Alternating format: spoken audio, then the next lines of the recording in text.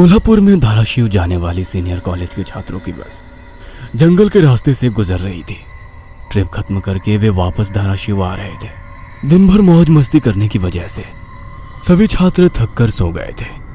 दरवाजे की सीट के पास विकास सर और सुशील सर खर्राटे ले रहे थे।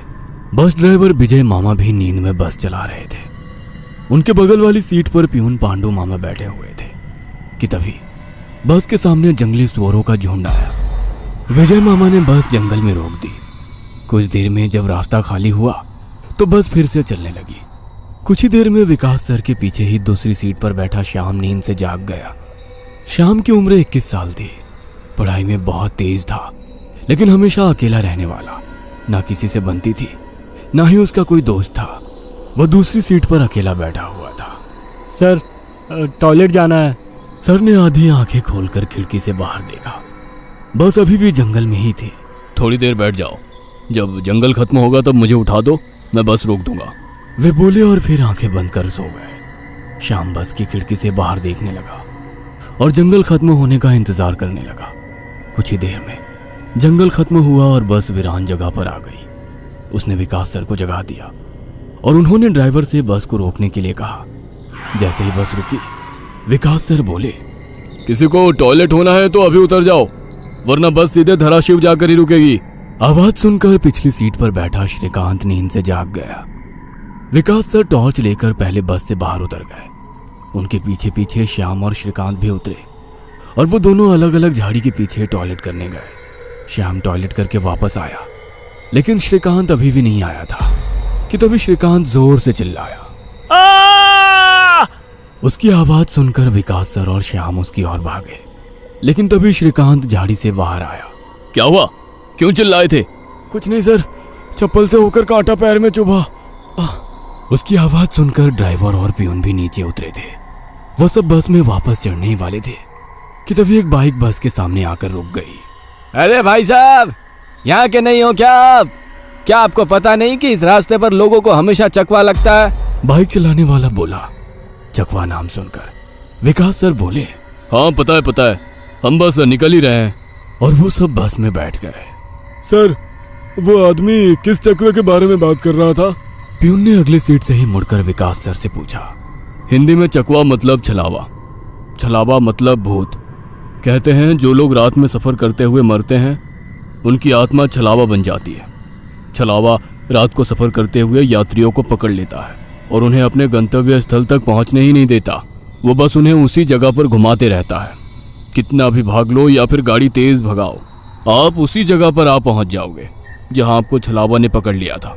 या फिर वो लोग रास्ते से भटक जाएंगे और उस जगह पहुंच जाएंगे जहां पर छलावा उन्हें ले जाना चाहता है, विकास सर ने बताया। इसके बाद ड्राइवर बोला, और यात्री रात भर उसी जगह पर बार बार घूमते हैं, वो तब तक रास्ता भटकते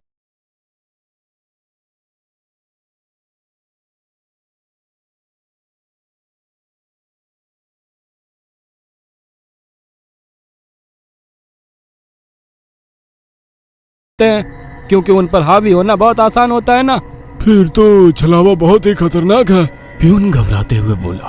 अरे कुछ खतरनाक वतरनाक नहीं है, ये सब अंधविश्वास है। ड्राइवर जब थक जाता है तो रात में उसे रास्ता समझना मुश्किल हो जाता है, इसलिए उसे भ्रम हो जाते हैं और वो रास्ता भटकता है। इसे ही अनपढ़ लोगों ने भूत यानी चकवा या छलावा का नाम दिया है। विकास सर बोले। ये सभी बातें श्याम और श्रीकांत सुन रहे थे। नहीं सर, छलावे होते हैं और कुछ छलावे तो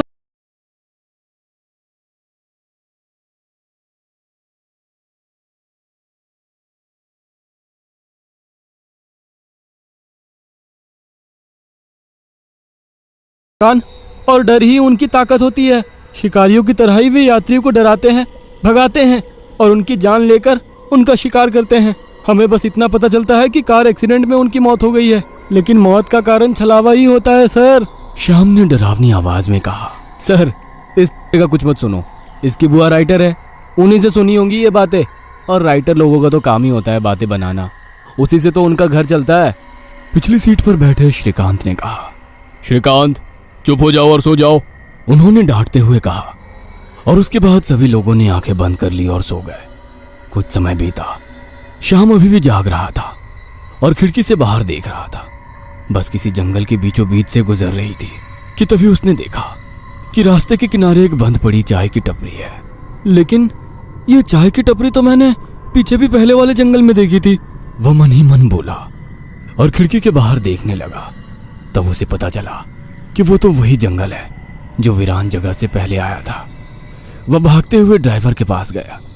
विजय मामा नींद में बस चला रहे थे, बीच बीच में आंखें झपका रहे थे। विजय मामा, बस कौन से जंगल में है? होगी किसी जंगल में। रास्ते में जंगल कम है क्या? नहीं मामा, हम वापस उसी जंगल में पहुंच गए हैं जहां पर बस के सामने जंगली सुअर आ गए थे। नहीं बेटा, तुम्हें कुछ तो गलतफहमी हो रही है। वह जंगल तो कब का पीछे छूट गया है ना। उनकी बहस सुनकर विकास सर नींद से जाग गए। क्या हुआ श्याम? सर, हमें छलावा लग चुका है। उसने हमें पकड़ लिया है क्योंकि बस वापस उसी जंगल में आई है जहां से पहले गुजरी थी। लेकिन विकास सर भी ड्राइवर की तरह उस पर विश्वास नहीं कर रहे थे। सर, अगर आपको मेरी बात पर यकीन नहीं हो रहा है तो बाहर देखो। अभी कुछ देर रास्ते के किनारे एक ट्रक दिखाई देगा जो एक्सीडेंट में पलटी हो चुका है। और कुछ ही देर में रास्ते के किनारे सभी को पलटी हुई ट्रक दिखाई दी। ये देखकर सभी हैरान हो गए थे। ड्राइवर ने भी मान लिया कि श्याम सच बोल रहा है कि तभी जंगल खत्म हो गया और बस वही सुनसान वीरान जगह पर पहुंच गई जहां पर वो कुछ देर पहले टॉयलेट करने के लिए रोक दी गई थी। ये देखकर सभी की आंखें फटी की फटी रह गई थी। विकास सर की तो बत्ती ही गोल हो गई थी। श्रीकांत पिछले सीट से आगे आ चुका था। सबके चेहरे का रंग उड़ गया था। बस अभी भी रास्ते पर चल रही थी कि तभी वो फिर से वापस वही जंगल में पहुंच गई। वह सभी जान गए कि उन्हें छलावा ने पकड़ लिया है। ड्राइवर कोई दूसरा रास्ता मिलता है या नहीं ये देख रहा था, लेकिन फिर भी बस वापस उसी जंगल में आ जाती थी। ऐसा लग रहा था कि मानो पूरी दुनिया में बस वही एक रास्ता है जो घूम फिर कर उसी जंगल में ले आता है। सर, अभी इस छलावे से कैसे निकले? मैंने सुना है कि छलावे से बाहर तभी निकल सकते हैं जब सुबह हो जाए। इसका मतलब हमें रात भर इसी सड़क से गुजरना होगा, जंगल से वीराने में और वीराने से जंगल में। क्यों ना हम सुबह होने का इंतजार करते हुए उसी वीरान जगह पर रुक जाए। ड्राइवर बस चलाते हुए बोला।